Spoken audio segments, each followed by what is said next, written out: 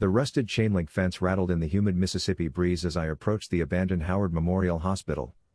Even in the fading daylight, the imposing brick structure cast long shadows across the overgrown parking lot, its broken windows staring down at me like hollow, accusing eyes. I should have turned back then. God knows I should have listened to the warnings. But I was young, stupid, and armed with nothing but a cheap digital camera and an insatiable curiosity about the paranormal. The stories had drawn me here, tales of unexplained phenomena, disembodied voices, and most chilling of all, the two little girls who allegedly roamed the abandoned corridors of what was once Biloxi's primary medical facility. The hospital had closed its doors in the early 2000s, leaving behind decades of human suffering, hope, and despair soaked into its very foundations. Local urban explorers whispered about the pediatric ward on the third floor, where the laughter of children could still be heard echoing through empty rooms. They spoke of Sarah and Emma, two young patients who had died during a scarlet fever outbreak in the 1940s, their spirits forever trapped within these crumbling walls. I found a loose section of fencing behind the building and squeezed through, my backpack catching on the twisted metal. The scratch it left on my jacket should have been an omen, the first of many wounds this place would inflict upon me. The employee entrance hung open, its security door long since pried away by vandals and thrill-seekers. I stepped inside, immediately hit by the overwhelming stench of mold, decay, and something else, something sweet and cloying that made my stomach churn. The beam of my flashlight cut through the darkness, revealing a long hallway lined with abandoned gurneys and wheelchairs, their metal frames twisted and rusted beyond recognition. My footsteps echoed unnaturally in the silence, each sound seeming to carry further than it should. The building felt alive somehow, as if it were breathing around me, the walls expanding and contracting with each beat of my racing heart. I pulled out my camera and began documenting my exploration, the flash creating stark, terrifying shadows that danced across the peeling wallpaper. The first floor held the emergency room and administrative offices. Paperwork still littered the floors, patient charts, insurance forms, and medical records that had been left to rot in the southern humidity. I photographed what I could, but something kept drawing my attention upward. There was a presence above me, something that made the hair on my arm stand on end. I found the stairwell and began my ascent to the second floor. The handrail was sticky with years of accumulated grime, and more than once I heard my footsteps echo back to me from somewhere above, as if someone else was climbing the stairs just ahead of me, matching my pace step for step. The second floor housed the general medical wards. Room after room of empty patient quarters stretched before me, their doors standing open like mouths frozen mid-scream. Hospital beds lay overturned, their mattresses stained with substances I didn't want to identify. In one room, I found children's toys scattered across the floor, a teddy bear with one eye missing, wooden blocks spelling out words that made no sense, and a porcelain doll whose painted smile seemed to follow me as I moved. But it was in room 237 that I first heard them. The sound was faint at first, barely audible above the settling groans of the old building. Giggling. High-pitched, childlike giggling that seemed to come from everywhere and nowhere at once. I froze, straining my ears, convinced I was imagining things. But then it came again, clearer this time, accompanied by the sound of small feet running across the floor above me. My hands trembled as I raised my camera, the flash illuminating the empty room in stark detail. Nothing. Just shadows and decay. But the laughter continued, growing louder, more insistent.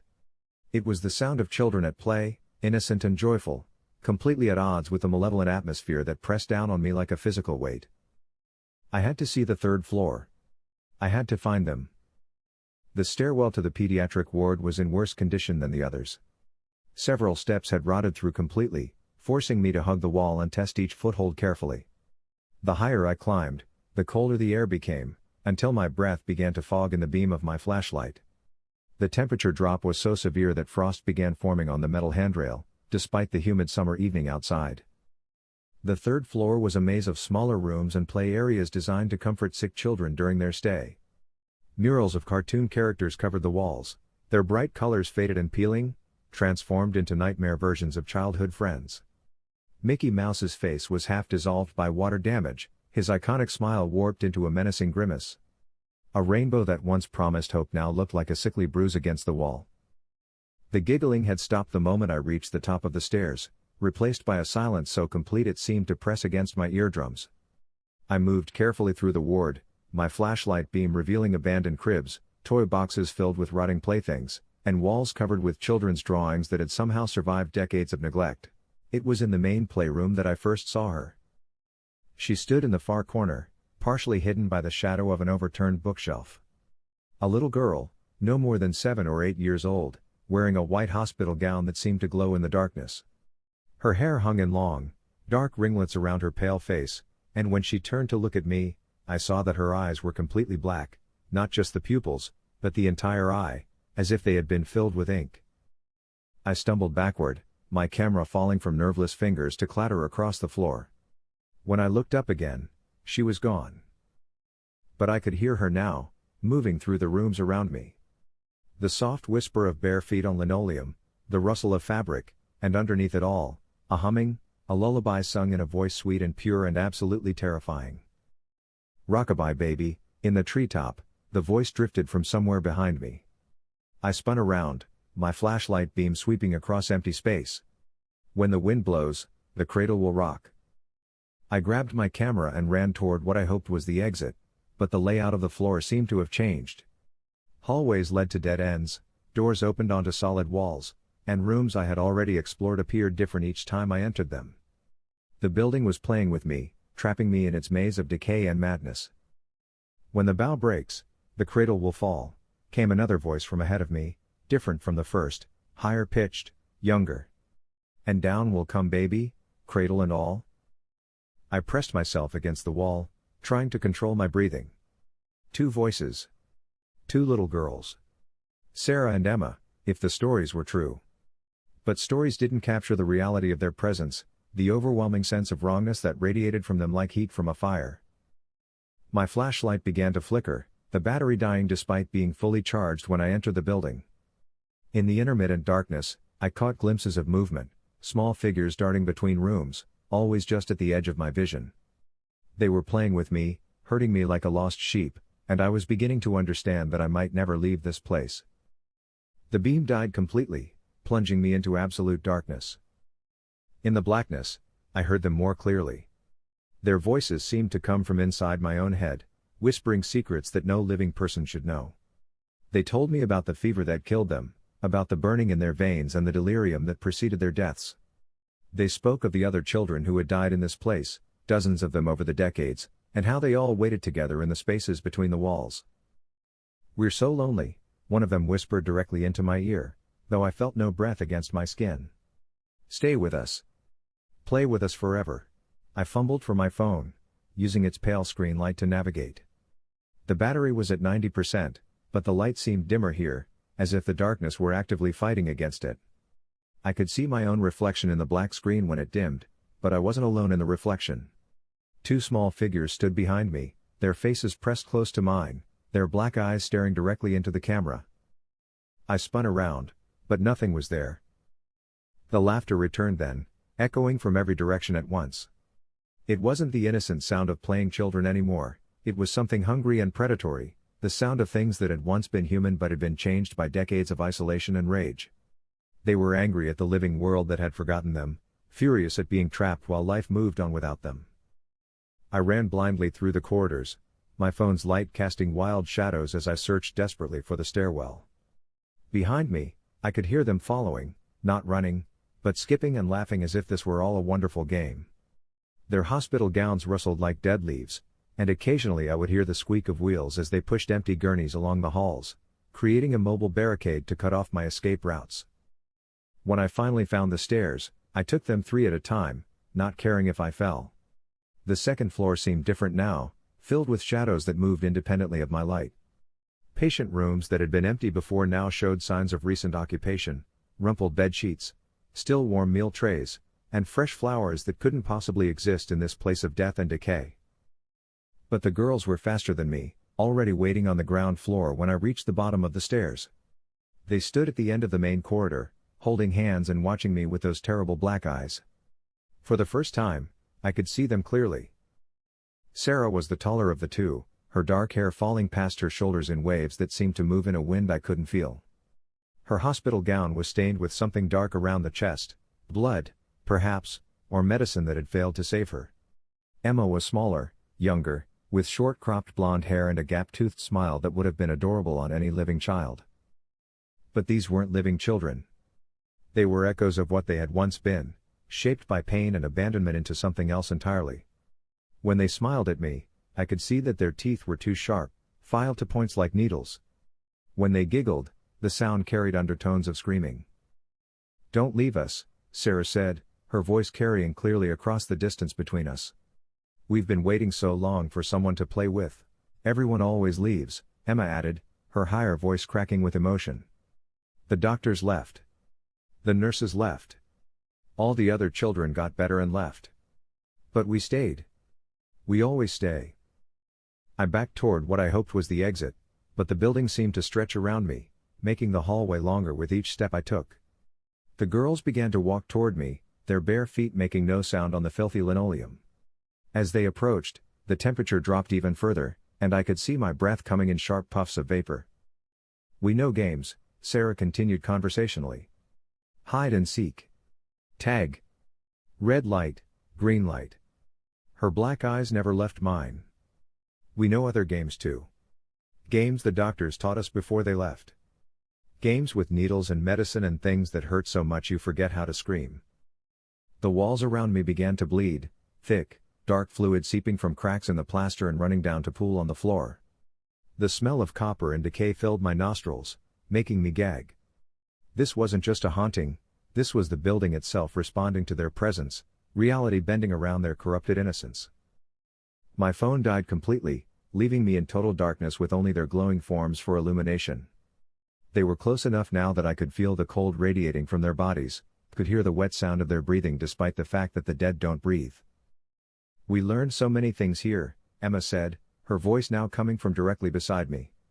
I could feel small fingers tugging at my sleeve. "About pain. About fear. About how long it takes for someone to stop screaming when you do things to them." I tried to run, but my legs wouldn't obey. The cold had penetrated deep into my bones, paralyzing me from the inside out. I could only stand there as they circled me like sharks, their hospital gowns rustling with each movement. "The grown-ups hurt us," Sarah whispered, now behind me. "They said it was to make us better, but it only made us hurt more. They stuck us with needles full of fire. They held us down when we cried. They watched us die and didn't care." "But you care, don't you?" Emma asked from my other side. "You came looking for us. You wanted to find us. Now you're here, and we can show you everything they did to us." The darkness around us began to change, revealing glimpses of the past like fragments of a shattered mirror. I saw the pediatric ward as it had been decades ago, clean, bright, filled with the sounds of crying children and hurried medical staff. I watched helplessly as doctors in outdated clothing performed procedures that would be considered torture by modern standards, all in the name of medicine. I saw Sarah and Emma as they had been in life, scared, sick little girls who trusted the adults around them to make them better. I watched their slow deterioration as the scarlet fever consumed them, burning through their small bodies while primitive treatments only added to their agony. I witnessed their final moments, alone and in pain, crying for parents who would never come. And I understood then why they had become what they were. The hospital hadn't just failed to save them, it had tortured them in their final days, turning their last memories of life into an endless nightmare that they now shared with anyone unfortunate enough to find them. "We remember everything," Sarah said, her voice now carrying harmonics of pain that made my teeth ache. "Every needle. Every restraint. Every time they told us to be brave while they hurt us. And now we want to share those memories." The building around us began to shift and change, walls melting and reforming into the operating theaters and treatment rooms of a bygone era. Ancient medical equipment materialized from the shadows, restraint tables, primitive surgical tools, and glass cabinets filled with bottles of medicine that looked more like poison. "We've had so much time to practice," Emma giggled, and now I could see that her small hands ended in claws rather than fingernails. "We've had years to learn how to make the pain last. How to keep someone conscious while we work. The other visitors taught us so much before they stopped screaming." Other visitors. I wasn't the first fool to seek them out, and I wouldn't be the last. Around the edges of my vision, I began to see them, the other explorers and thrill seekers who had found their way to the third floor over the years. They stood in the shadows, their faces bearing expressions of terminal terror, their bodies showing the signs of whatever the girls had done to them. Some were missing limbs. Others had been opened up and stitched back together in ways that defied anatomy. All of them stared at me with eyes that held no hope, only the knowledge that whatever was about to happen to me had already happened to them, over and over, for however long they had been trapped in this place. "They help us now," Sarah explained, gesturing to the ghostly audience. "They understand the games. They know how to hold someone still while we work.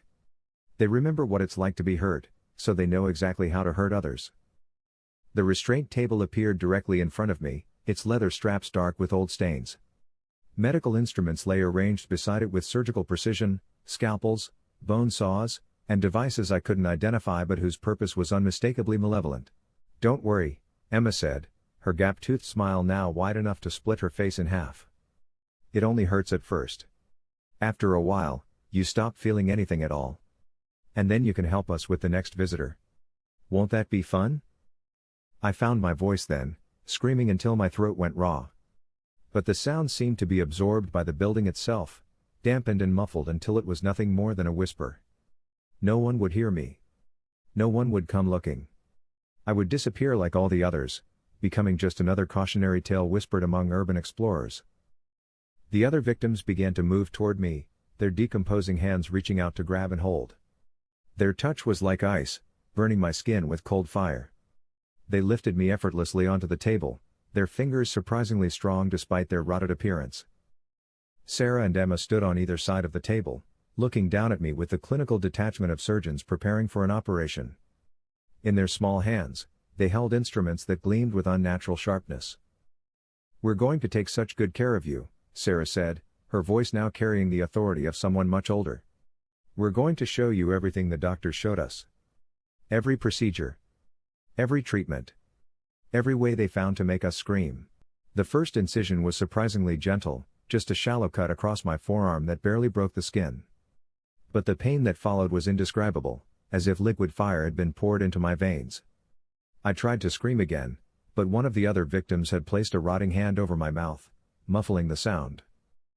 "The fever felt like this," Emma explained conversationally as she made another cut. "Burning us from the inside out. But the medicine they gave us was worse. It made everything louder, brighter, more painful. We could feel every cell in our bodies dying." They worked with the methodical precision of experienced surgeons, each cut calculated to produce maximum pain while keeping me conscious and aware. Between procedures, they would tell me stories about their lives, their deaths, and the decades they had spent perfecting their craft on unwilling subjects. Time became meaningless in that place. Minutes stretched into hours, hours into days. The pain was constant, evolving and changing but never stopping. Just when I thought I would finally lose consciousness and escape into oblivion, they would do something to snap me back to full awareness. "Sleep is for the living," Sarah would say each time my eyes began to close. "And you're not living anymore. None of us are." But even as they worked, even as they shared their decades of accumulated suffering, I began to sense something else beneath their cruelty. Loneliness. These weren't monsters, they were children who had been abandoned and forgotten, left to fester in their pain until it consumed everything they had once been. "You were scared too," I managed to whisper during a brief respite. "When the doctors hurt you. You were just little girls who wanted to go home." The cutting stopped. Sarah and Emma looked at each other, something passing between them that I couldn't understand. For a moment, their black eyes seemed to flicker, revealing traces of the children they had once been. "We were scared," Emma admitted, her voice small and vulnerable. "We cried for our mama, but she never came. The doctors said she couldn't visit because we might make her sick too. We died alone," Sarah added, and now I could hear the tears in her voice. "No one held our hands. No one sang us to sleep. We just stopped." The other victims had stepped back, creating a circle around the table. In their ruined faces, I could see confusion, as if they were remembering something long forgotten. The building itself seemed to hold its breath, waiting to see what would happen next. "I'm sorry," I said, meaning it with every fiber of my being. "I'm sorry you were alone. I'm sorry no one came for you. I'm sorry you've been trapped here for so long." The medical instruments fell from their small hands, clattering to the floor with sounds like breaking glass. The hospital gowns they wore began to change, the stains fading, the fabric becoming clean and white again. Their black eyes cleared, revealing normal human eyes beneath, Sarah's brown, Emma's blue. "We remember now," Sarah whispered. "We remember being alive. Being loved. Having names that weren't written on medical charts." "Sarah Elizabeth Morrison," Emma said, looking at her companion with wonder. "You were Sarah Elizabeth Morrison. You liked to draw pictures of horses." "And you were Emma Grace Duchesne," Sarah replied. "You had a little brother named Tommy who used to steal your cookies." The building around us began to shake, its foundations groaning as if something fundamental had shifted in its structure. The walls between past and present were dissolving, allowing glimpses of sunlight and fresh air to penetrate the perpetual darkness. The other victims were changing too, their injuries healing, their faces becoming human again. They looked around in confusion, as if waking from a long nightmare, before slowly beginning to fade away. They smiled as they disappeared, finally free to move on to whatever waited beyond this place of pain and memory. But Sarah and Emma remained, no longer the terrible things they had become, but not yet ready to leave either. They looked at me with eyes that were ancient and tired despite their young faces. "We can't go yet," Emma said sadly. "There are others. Other children who died here over the years. They're still trapped in the walls, in the spaces between worlds. We have to find them first. We have to help them remember." "Will you help us?" Sarah asked. "Not as a victim this time, but as a friend? Will you help us free the others?" I looked around at the decaying hospital, understanding finally what I had stumbled into. This wasn't just a haunting, it was a prison, holding the souls of dozens of children who had died within these walls over the decades.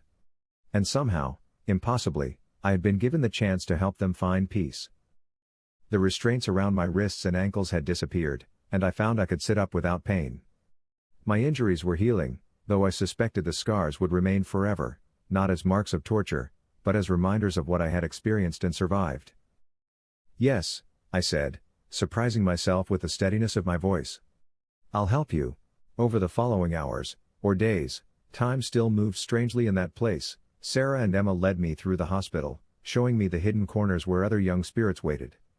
There was Michael, who had died during surgery in 1963. Rebecca, who had succumbed to pneumonia in 1978. James, barely 2 years old, who had never even learned to speak before illness claimed him. Each child required something different to find peace. Some needed only to be acknowledged, to have their names spoken aloud by someone who cared. Others required more, to understand that their deaths weren't their fault, that they were loved and remembered, that it was safe to let go of their pain and fear. With each spirit we freed, the building became lighter somehow, less oppressive. Windows that had been boarded up began to let in moonlight. Walls stopped bleeding. The air grew warmer, carrying hints of the Gulf breeze that surrounded Biloxi. But the work was exhausting, both physically and emotionally. Each child's story was unique, but they all shared common themes of pain, abandonment, and fear. Some had been patients, like Sarah and Emma. Others were children who had been born in the hospital's maternity ward but died shortly after. A few were visitors who had been killed in accidents within the building over the years. Sarah and Emma grew stronger as we worked, their own healing progressing alongside that of the others. The hospital gowns they wore gradually transformed into normal clothes, Sarah in a blue dress with white flowers, Emma in overalls and a striped shirt. Their faces filled out, losing the gaunt appearance of sickness and death. As dawn approached, I could see the first hints of gray light through the newly clear windows. We gathered in the main lobby where our journey had begun so many hours ago. The last of the trapped spirits, a baby who had died during delivery in 1952, faded away with a sound like a contented sigh. "That's all of them," Sarah said, though she looked sad rather than triumphant. "They're all free now." "What about you two?" I asked. "Can you move on now too?" Emma shook her head. "We've been here too long. We're part of this place now, woven into its history. But we're not angry anymore. We're not in pain. We can rest now, really rest, until someone else needs help," Sarah finished. "There are other places like this. Other hospitals, other buildings where children suffered and died. If someone like you comes looking for them, we'll know. We'll help. They were fading as they spoke, becoming translucent in the growing daylight. But they looked peaceful now, their faces serene in a way that was beautiful rather than terrifying. Thank you, I said, meaning it more than I had ever meant anything in my life. Thank you for trusting me. Thank you for letting me help. Thank you for remembering us, Emma replied. Thank you for caring enough to listen to our stories. Don't forget, Sarah added as she became almost invisible. Tell people about us. Not the scary stories, but the real ones. We were children once. We had families who loved us. We mattered. And then they were gone, leaving me alone in the abandoned hospital as the sun rose over Biloxi. The building was just a building now, old, decaying, dangerous due to structural damage, but no longer malevolent. The oppressive atmosphere had lifted, replaced by the simple sadness of a place where many people had suffered and died. I made my way out through the same entrance I had used the night before, emerging into a world that seemed impossibly bright and alive after the darkness I had experienced. My car was still parked where I had left it, though it felt like a lifetime had passed since I first arrived. As I drove away, I looked back at Howard Memorial Hospital one last time. In the third-floor window of what had been the pediatric ward, I thought I saw two small figures waving goodbye. But when I blinked, they were gone, and I couldn't be sure if they had ever been there at all. I kept my promise to them. I told their stories, not as tales of horror designed to thrill and frighten, but as memorials to children who had lived and died and deserved to be remembered. I researched their histories, finding old records and newspaper clippings that confirmed the details they had shared with me. Sarah Elizabeth Morrison had indeed died of scarlet fever in 1943, at the age of 8. She had loved to draw horses and had left behind a family who mourned her loss for the rest of their lives. Emma Grace Duchesne had died 2 days later, at age 6, and yes, she had a little brother named Tommy who spoke of missing her cookies until he was an old man. The building was demolished 5 years later, finally succumbing to decades of neglect and the damage caused by Hurricane Katrina. But by then, it was truly just a building, the spirits that had given it its dark reputation were at peace, and the children who had suffered within its walls were finally free. I still investigate paranormal claims, but my approach has changed completely. I no longer seek thrills or try to provoke supernatural entities for dramatic effect. Instead, I listen. I try to understand the human stories behind the hauntings, to help trapped spirits find peace rather than exploit their pain for entertainment. Because I learned something important in that hospital, ghosts aren't monsters. They're echoes of human beings who lived and loved and suffered and died. They deserve our compassion, not our fear. And sometimes, if we're brave enough to listen to their stories, we can help them find the peace that death alone couldn't provide. The scars on my arms have faded over the years, but they never completely disappeared. I consider them a reminder of that night, not of the pain I endured, but of the trust that Sarah and Emma placed in me. They had every reason to hate the living, to take revenge on anyone who entered their domain. Instead, they chose to let go of their anger and help others do the same. In the end, that's what haunted places really are, repositories of unfinished business, unfulfilled needs, and unspoken truths. The ghosts aren't the problem, they're symptoms of deeper wounds that need healing. And sometimes, if we're willing to look past our fear and see the humanity in these troubled spirits, we can be part of that healing process. Howard Memorial Hospital is gone now, replaced by a small park with a memorial plaque that lists the names of some of those who died within its walls. Sarah Elizabeth Morrison and Emma Grace Duchesne are among them, finally receiving the recognition they had been denied for so long. But their work continues in other places, other hospitals and institutions where children have suffered and died.